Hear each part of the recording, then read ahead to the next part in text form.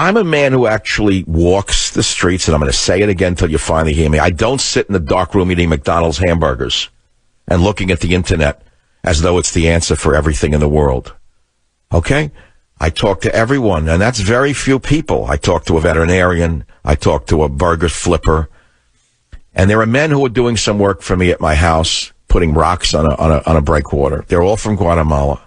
They're short men, they're strong as iron. These guys are 5'1", 5'2". I speak a little Spanish. They're great people. I mean, I talk to them.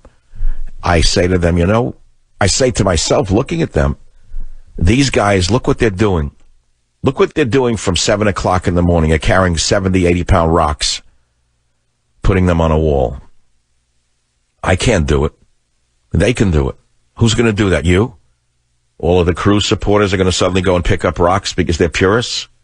Robert, you think so? You think we're going to get all of the purists from the Cruz machine to start picking up the rocks and picking up the hammers and the saws? I really don't think so.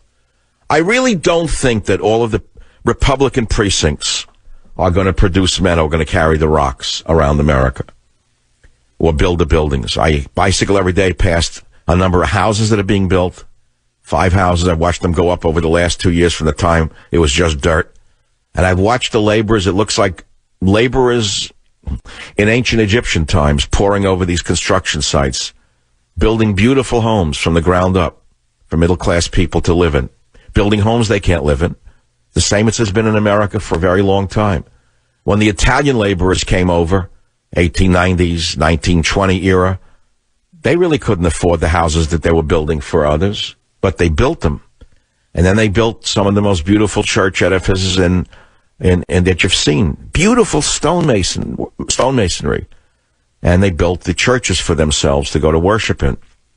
They didn't own the church they were in, but they owned it in the sense that they were part of it.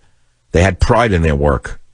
I can't say it's much different with these fellas from Guatemala and El Salvador, because I'm a pragmatist. I look at the real world.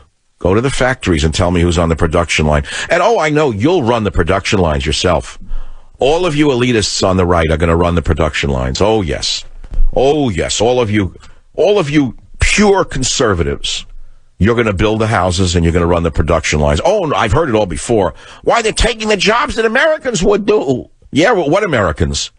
What jobs that Americans will do? You know any Americans who are going to build the houses again?